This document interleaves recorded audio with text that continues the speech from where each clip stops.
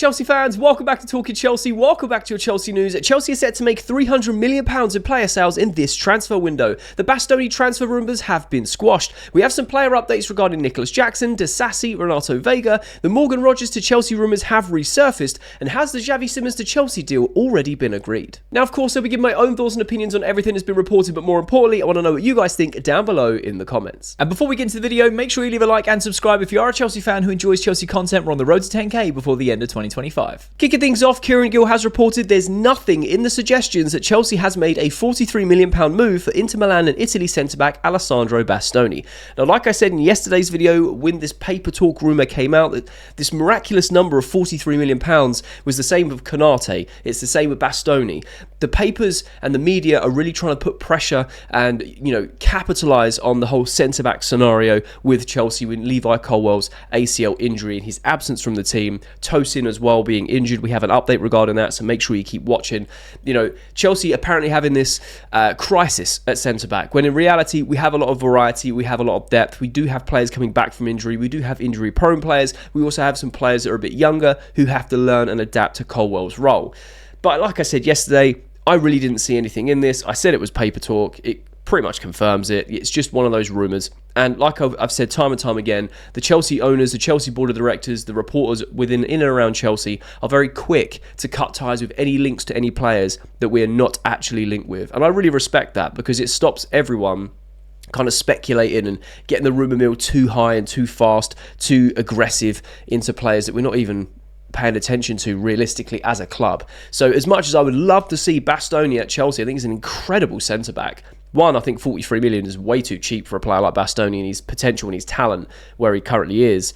But also, there's nothing in this. This is literally just paper talk to try and stir up some rumours, and there's nothing else in it, which is exactly what I said yesterday, really. It was just nice to kind of have that thought and sort of like almost daydream about, Bastoni to Chelsea, what would that look like? How much would it really cost? And how would he fit into the system? So just a quick update to basically nip that in the bud and say that there is nothing to say that we have bid £43 million for him. Mr. Dom Smith has reported an exclusive that Tosin's injury, described as very minor, the current plan is for him to return to training later this week. This is very, very good news for us Chelsea fans and Enzo Maresca, because it was looking very worrying after the Crystal Palace game where Maresca was like, it's physical, we thought it was minor, we don't know how long he's going to be out for, could be a bit of an issue, because he's one of the only players with Wesley Fofana that could play that Levi Colwill role to the standard that Enzo Maresca is happy with, right? And in terms of reintegration and keeping things to a certain level and standard of how he wants the team to play, Tosin is the player to do so.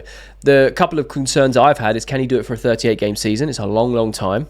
And can he stay fit for that long? Obviously, he's very rarely injured, which is good. So hopefully this is something very minor. If he's planned to be back in training this week, hopefully he can be fit for the weekend. Even though I want Josh Ashampong to get as many minutes as possible, because I feel like he can really develop into the role that Enzo Maresca wants him to play. He's very, very good defensively, and he's just an incredible player, right? He's just very, very good. We know he is. But it's very good news that Tosin should, is back in training and could and would be back for this weekend's game against West Ham, because just instills a bit of confidence. We're going to have another centre-back who can play that Colwill role. So I don't want to spend too much time on this. It's just a bit of an update regarding Tosin, because like I said, what we spoke about a lot in this video is regarding the centre-backs and the transfers coming in and out, and the rumours around the centre-back situation. So the fact that Tosin has a very minor injury and he is going to be back in training later this week is very good news. Hopefully he can stay fit. Hopefully he can return for the West Ham game, or even the game after that. I think we've got Manchester United in that third game. Not entirely sure. Can't remember off the top of my head. I think it is Manchester United. But it'd be very good to have him back. Solid defender, cool, calm and collected, very calm on the ball. Another player that can break lines with his passing, can also drive forward with the ball and have them ball carries into midfield. Just a very good player. I think he goes under the radar for a free transfer. I think he's a very, very good player. One of our most consistent defenders last season, in my opinion. Not necessarily saying he's the best, but one of the most consistent in terms of performances. So the fact that he could be back and he's back in training this week is very good news. Matt Law has reported that Chelsea are looking to arrange sales or loans for Nicolas Jackson, Christopher Nkunku, Axel Disasi, Renato Veiga, Carney Chukwuemeka, Ben Chilwell, Raheem Sterling, and potentially Tyreek George, while Aaron Anselmino has interest from Europe. He continues to report that Chelsea believe that they would raise close to £300 million in player sales once the transfer window shuts, giving them a net spend of close to zero. Now, like I've said many, many times, I'm not an accountant fan. It sort of interests me in terms of the money side of it, because it's become such a prevalent side of football now, of having to balance the books. PSR weighs so heavy on these clubs in terms of income and outgoings and what we can do with transfers and wages and all that sorts of things. It's very much become tied up in just kind of supporting your club, right? But £300 million in player sales is absolutely wild. Having a net spend of 0 in this window is, again, wild. When you think about the key areas we've improved on and the players that we've brought in, yes, we've got a lot of players to get rid of and offload, whether it is sale or loan.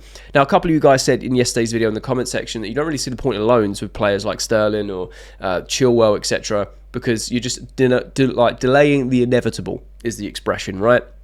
And I totally agree. However, there are a few hurdles that when it comes to these types of player sales, and one of the biggest hurdles is the wages. For example, Matt Law has reported that Sterling has 2 years remaining on his Chelsea contract and has been training with the loan group. Sources maintain he has remained positive and professional. The fact Sterling is paid over £300,000 per week by Chelsea is the biggest hurdle for clubs to overcome. And it just kind of feeds into what I just said. Now, Chilwell gets paid a lot, Sterling gets paid a lot. They have, 1, 2, maybe 3 years left on their deal, cumulatively, whatever it may be. That was back when Chelsea were paying very high wages for players. Obviously, Sterling was like Bowley's first marquee signing, massive wages, £50 million transfer fee. And we went down this sort of path of like Koulibaly was on big money. I think Aubameyang came in relatively cheap on big wages.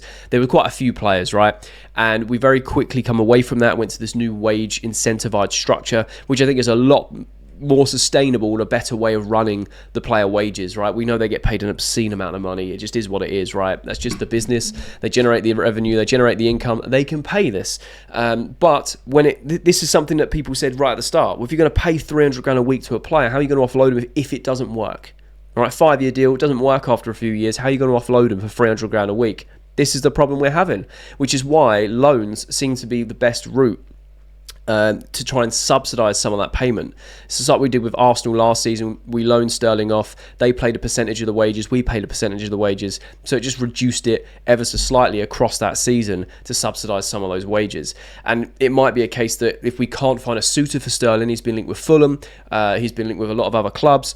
No one's really come forward and been serious about it. Other than Fulham, they said that willing to pay around £20 million for him. Chelsea are willing to write off the 20 million that would be paid in wages over the next 2 years so they can get the deal done, basically break even on him. That's basically been the best option for the likes of Raheem Sterling. When you look at the long list of players that we listed there in terms of who Chelsea are looking to offload or loan, Aaron Anselmino, I think it could work out better if we kept him, because again, with the centre-back rotation and the shortage of players that can play this Levi Colwill role, but also having the depth of that centre-back position and injury-prone players, etc., we don't really know how long they're going to stay fit for. It might be more beneficial for him to get minutes throughout the competitions this season rather than loan him. However, we do have a lot of centre-backs currently on the books, so be very interesting in that sense. Obviously, I'm glad that we're not selling him because we bought him as one of these South American wonder kids for the future, and he's not going to Strasbourg for the loan. So it's very interesting to see what happens there. But the likes of Renato Veiga we'll speak about in a second, because there's been some more sort of news around that. He's been very, very, like a lot of clubs have been very interested in him specifically. Disasi we're looking to offload, another club that are interested in him. And, Ben Chilwell, Sterling, for me, are the big ones. They're the big ones. If we can offload them, that's incredible business, because they're both on massive wages and they've still got a fair amount of their contract left. So it will be very interesting to see what happens. A lot of you guys even said in the comments in yesterday's video, and even across the summer window, why don't we just keep Chilwell? Why don't we just utilise him? Why don't we use him? And I hear it. He's a very good very good left back when he remains fit. And I really like Chilwell in a Chelsea shirt. However, he must have fallen out of favour with Maresca. Not part of the plans. Doesn't fit the system. Whatever it may be, there's a reason why he went on loan to Palace last season. And he had a good loan spell. He ended up winning the FA Cup. That's great for him. And I feel like a loan would probably be best to see out their contracts now, because I don't see anyone coming in paying 200, 300 grand a week, because they've not been performing to such a high level where they can demand that sort of money in a move right now. That's just the reality of it. So it'd be interesting to see. If we can do the whole Fulham deal with Sterling for 20 million and subsidise the wages, I would take that, personally. That just gets them off our books. We're not paying wham wages and, we basically break even. I'd take that in a heartbeat. It makes a lot of sense, because the way it is right now is they're a heavy burden, right, in terms of the wages and the fact that they're not playing for Chelsea. They're not part of the plans. With a lot of the other players, I feel like Chelsea are doing very well in aggressively selling a lot of these players. Like I said, a few weeks ago, we had like 3 sales in a day. And then the next day we had a couple more sales. So like we are really pushing the side of things, and we need to free up your UEFA spots, obviously balance the books, offload the deadwood. And then we also have players that are waiting to come in, like people likes of Xavi Simons, the player who should not be named. There's rumours around Morgan Rogers, we're going to speak about a little bit later. So it's all going to come to a head. It's going to be a wild 2 weeks, in my opinion. It's going to be wild between this week, next week, the end of the window, and Chelsea have still got a lot of work to do. I think that they've done very well in terms of making a dent into the players that they're trying to offload. But just from seeing that list alone, we're going to have to turn it up. But the sort of looking outside it, or from above looking in, if Chelsea can finish this window with £300 million of player sales and a net transfer of 0, that's genuinely incredible business. I've seen all the graphics of like net spend and things like this summer window. Chelsea are nowhere to be seen, because at the moment it's like £50 million, because we've earned a lot of money and we've also bought players and whatever it may be. It's not a lot. So like, it's a massive difference compared to what we have seen in previous windows, where we've been spend. Yes, we've made some sales and player sales, of course we have, but nowhere near what we've spent. And this is the first window where it could be flipped on its head, and we could be like, well, we've got into the new season. I know one's game's been played, but going into the new season with the transfer window shut, we ain't spent a penny on paper, because what we've put out is what we've made back. It's just a completely different situation. It's almost unheard of in a Chelsea window, right? Unless there's been windows where we haven't actually gone out and bought anyone, then fair enough. But it's just almost unheard of. So I thought it was very interesting. I'd love to know your thoughts down below. What do you think the futures are for the likes of Sterling, for the likes of Chilwell, for the likes of Aaron Anselmino, from all those players listed? Where do you think that they'll end up? Will they go permanent sales? Will they go loan sales? Do you think they're just going to rot at Chelsea in the loan group? Let me know your thoughts and opinions down below. The Athletic have reported the expectation is that Veiga and Disasi will be sold, most likely within the Premier League. Chelsea have rejected offers from Veiga from Spain, and 3 clubs in England are in the market for him. Disasi has 2 firm suitors elsewhere in the division. However, Nizar Kinsella has just reported, as I'm recording this video, that Renato Veiga has agreed to personal terms with Villareal and is ready to join the Spanish club. Difficult negotiations continue over the fee with Chelsea, who value him at around £34 million. There is hope in Spain that a deal can be struck for under £30 million. Now, when it comes to these 2 players, I feel like they're players we can offload for a very decent sum of money, considering they've not really played for Chelsea. Disasi went on loan to Aston Villa last year. They seem to really like him. They're having loads of PSR issues. And again, we're going to speak about Aston Villa a little bit later in the video regarding Morgan Rogers and Nicolas Jackson, etc. Now, Renato Veiga, we spoke about him many times, and to be honest, I feel like that's a dead cert in terms of us offloading and actually making good profit, which is wild. Again, I'm not an accountant fan, but it's just something to bear in mind, and this is what Chelsea are looking to achieve with a player like Renato Veiga. We bought him for what, 12, 14 million euros? It's not a lot of money, around 10 to 12 million pounds, I think it works out. Now, we value him at £34 million. He nearly went to Atletico for nearly £40 million. They then pivoted, got another player, it fell through. Villarreal, very eager, very keen. Renato Veiga, also very keen. Now agreed personal terms, wants that move to Spain. And now we're talking of a matter of £5 million evaluation difference. They hope that in Spain, their deal can be struck for under £30 million. And we value him at £34 million. Now, even if we was to sell him for 28 to 30 million, that's still double than what we paid for him. That's a complete, I don't know, was it 100% profit, 50% profit? I don't know. But it's double what we paid. It's a no-brainer. And I've said this many times when it comes to Renato Veiga, that Chelsea don't have to be greedy with him. Yes, they might value him at a certain price, very much like they were doing with Jackson, where they value him at 80. But realistically, if someone comes in at 60, 65, just take the money, because you're making profit well over, it's not a few million that we're talking here. We're talking like double the money. Double is nothing to be sniffed at, right? So again, it's very clear that Renato Veiga and Chelsea want a mutual split. They want to be separated. They want the moves to happen. Chelsea just want that final figure to be that they're happy with to make the profit. Veiga just wants to leave. And again, with all this centre-back crisis that I keep putting in quotes, because I don't think there really is one. We're probably 1 or 2 injuries away from it becoming a crisis, but that's a different story altogether. He's obviously burnt his bridges in some way, or it might be a mutual thing. It's just not going to work. A lot of you said, why don't we keep Veiga? I totally agree. I love him as a player. He played very limited minutes for Chelsea, but was already showing how good he could be and how versatile he can be as a 6, as a centre-back, as a left-back. Seemed to love the fans, had the passion. It was great. But it's obviously not going to work, because I'm assuming that one of the first conversations when Levi Colwill was injured was, hey, Renato, do you want to stay? Because you're going to get a good run out at centre-back, which is what you want to play. He's obviously said, no, I'm good. I want to leave. I want regular football somewhere else. I want to be primarily as a centre-back. I don't want to be a stopgap. I want to be the man. Fine. I respect it. It is what it is. It's his career at the end of the day. But the fact that, he really wants this Villareal move, he really wanted the Atletico move, and it was just the fee that was let down. I'm hoping that Chelsea don't dig their heels in and try and force this move again to the point where Villareal then pivot to another player of a similar profile for less money. Because at the end of the day, if we get 28 to 30 million, 28 to 32, 26 to 30 million, whatever it may be that's under that 30 million pounds, it's still more than what we paid for him. It's still very good profit. So it looks like, when it comes to Veiga, yes, he might have Premier League suitors that are happy to pay. Regardless, Chelsea might hold out and see what they're going to offer because there's just more money in the Premier League. I personally feel like you kind of work with the player here. If you sign a personal agreement and he really wants to move, and it's the sake of a couple million, let him go. You're still making money. It'd be different if it's that couple million brings it under, whether you lose money. Well, of course, as a business, they don't want to lose money. I get that. But you're still making mad profit. So Renato Veiga looks to be going to Villareal if Chelsea can agree a fee with Villareal over the transfer. And like I said, regarding Disasi, very interesting. Wolves are interested. Villa were interested at one point. You had some clubs in Europe that were interested. Very curious to know what Chelsea value Disasi at. It's not really come out in terms of what we are expecting for a player like Disasi, but I do feel that we can quite easily generate around 25-30 million for him, going based on this window and the inflation of player prices, etc. Especially Premier League clubs who do have that type of money. If we can sell Broja for £20 million, we can get 30 million for Disasi. That's just my thought process. Again, I don't know. I'm not an expert. I'm just reacting to it, giving my opinion and asking for yours like we always do on this channel every single day.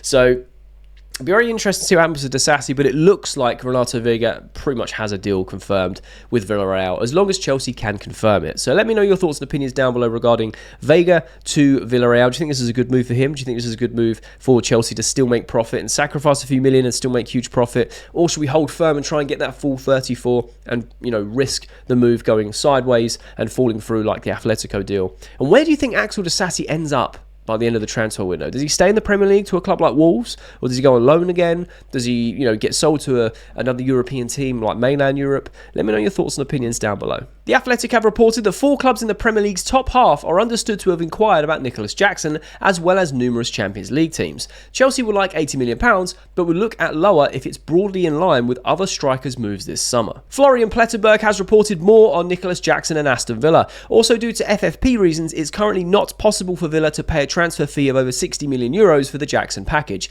I have no idea why 2 English clubs doing a transfer is now being valued in euros. It just blows my mind. Anyway, we move. If anything, it would have to be a loan deal. What's clear and why Aston Villa are keeping a close eye on the situation until the deadline day is that Unai Emery is a big admirer of Jackson and is keen to bring in the 24-year-old versatile striker. Matt Law has reported that Napoli are searching for a striker following an injury to Romelu Lukaku and are close to Jackson's camp, with talks expected to take place, although finances could be an issue. Now, I find this very interesting with the whole Nicolas Jackson saga, right? It's very, very clear that Chelsea are going to be selling him this summer. He's added to the list of players that Chelsea are looking to offload. He's not been involved with pre-season. He's not been involved with the first Premier League game. Enzo Maresca has said he's training, but he's not going to be involved. It's very clear, right? Maresca even said the window's open. We'll see what happens, but he's basically not in our plans. He is off this summer. Chelsea originally wanted £80 million. I don't think we're going to get £80 million. I don't know what world he's worth £80 million, if I'm being brutally honest. You could say that if you look at the Hugo Ekitike deal, you look at the Sesko deal, then he has to be in line with that. And I hear it, but only if it's a Premier League team. And if Aston Villa massively want him, they can't afford £80 million because of PSR. So I feel like Chelsea should or could quite easily accept 60 to 65 million. Boom. Like I said earlier in the video with Renato Veiga, there's no need to be greedy on the profit because you're already doubling your money on what we paid for him 2 years ago, which is 32 million. And yes, the GA and the contributions, I really appreciate what Jackson does. I still think he's a very good footballer. And if we were to keep him and the reintegration was back on and that was an option, I think it could be quite difficult to reintegrate someone who's been so adamant on leaving. He wants a Newcastle move. He wants to move away from Chelsea. Chelsea have even reported that if he says he wants to stay, we will reintegrate him. It's not a problem. But at the moment, they're trying to find suitors for him. It's very evident, very clear. I think reintegration probably isn't on the cards right now unless Chelsea really mess up these potential deals. And I feel like the only way they can do that is if they outprice him for a move like they did with Nkunku back in January with Bayern Munich, saying they wanted 80 million euros, which is just wild when you think about it. But will Jackson go to another Premier League team? Will he go to a European team? Napoli, Inter Milan, Juventus, AC Milan, a lot of Italian clubs absolutely love the thought of Nicolas Jackson, but it's the same old story. They don't have the moolah, they don't have the wonga, they don't have the money to pay the fee that Chelsea are asking. So I feel like even if they reduce it, they still can't afford it. They still can't afford the 60 million euros, pounds, whatever it may be. Because like I said, it's always just chucked around different currencies and it confuses the hell out of me. I'm sure it confuses you guys too. Well, to be fair, you guys have probably got more brain cells than I have, so maybe not. But hey, we move. It's interesting that Napoli is saying, Lukaku's injured. Let's go get Jackson. But they're also saying finances could be an issue, which is just the same old story. So it's either they can't afford to pay the transfer fee or the wages, or you've got a club like Villa who will probably pay the wages but can't afford the transfer fee. So what do we actually do with Nicolas Jackson? Do we, bite the bullet and reduce that fee right down where we still make profit, but it's a lot less than what we would willing to pay for, willing to offload him for? I don't see Chelsea doing that. Is it £80 million we stand strong? I don't think we do that either, because he will just be staying at Chelsea, whether he rots in the reserves, which I don't think is fair treatment for Nicolas Jackson, I'm being honest. But I don't see reintegration being... I think that's a very long road, long day at the office for him to get reintegrated in terms of how Maresca's so tunnel-visioned, planned on the season with the players he's currently got. Even though I still think he's welcome in that squad, based on what Enzo Maresca has been saying. But because he's so hell-bent on the move, do Newcastle come in? Again, there's a lot of dominoes. If Newcastle, accept Liverpool's next bid, if they put another bid in for Isak, then yes, they're going to have the money. They're going to pay whatever it may be to go get Nicolas Jackson. I'm very curious to know what Chelsea want to do here. Because like I said many times, we are sat in a position where we don't have to offload him, but we're kind of forcing ourselves into a corner where we do have to offload him. Because we're slowly breaking that relationship down. We're asking for a lot of money based on everyone else's deals, and I get that. But look, AC Milan, Juventus, Napoli, Inter Milan, whoever it may be from Italy, a couple of clubs have said that we can pay the fee, but finances might be an issue. I can't see Jackson going over there and demanding 200 grand a week, because he's not even on that at Chelsea. He's nowhere near that on Chelsea. We do have a bit of an issue with Nicolas Jackson's contract at Chelsea, because he signed an extension, which does keep him here to like 2032, I believe, which could be an issue potentially, but we've managed to offload a lot of players in similar circumstances, so I don't see that being an issue. But I'm very curious to know your thoughts down below regarding Nicolas Jackson. The whole saga. Does he stay at Chelsea? Does he get offloaded? How much money do you think Chelsea realistically can charge as a price? Do you think he will go to an Italian club? Do you think he will stay in the Premier League, go to a Newcastle, go to a Villa? Let me know your thoughts and opinions down below, because I'm just very curious to have a conversation and know your thoughts regarding Nicolas Jackson. Liam Twomey has reported that Chelsea would like to add an attacking midfielder to the squad. Informal talks continue with RB Leipzig regarding Xavi Simons, who we're going to speak about in just a second, and Aston Villa forward Morgan Rogers is a highly rated by decision makers at Stamford Bridge. This is a rumour that has not disappeared the entire transfer window. Yes, it's gone quiet. Yes, it's been loud. Yes, it's gone quiet. Yes, it's been loud. Big circles in this. And I always go back to the same thing. Villa struggle with PSR. I think it's like 95% of their money they spend is on player wages. They are in a lot of trouble. They're in a very tight grip with PSR right now. They are maybe in a position where they need to offload. Morgan Rogers is going to be big money. We are talking an £80 million, because again, Villa want to get out the PSR troubles. They don't really want to sell him. Morgan Rogers hasn't, from what I've seen, reported that he wants to move away, but there's a lot of connections with Chelsea in terms of the friendships and the academy, not our academy, but I think it's a Man City academy, etc. Joe Shields. I think he'd be a perfect addition. I don't know where he would play. I don't know how he would squeeze him in, because you've got Esteval who could play centrally or on the right. You've got obviously Palmer, who would be a like for like in terms of where he can play positionally. Xavi Simons, who we're going to talk about in a second, who could play centrally or on the left or on the right, wherever you need him to play. I don't know. I think it might be overkill, if I'm being honest. But would I say no to it? Absolutely not. I would absolutely love Morgan Rogers to be at Chelsea. So it's very interesting this comes up again after it being quiet for so long. And Liam Twomey is a relatively reliable source. I know he works for The Athletic, etc. He's very rarely off the mark. So it's just something to bear in mind that Morgan Rogers is being spoken about again.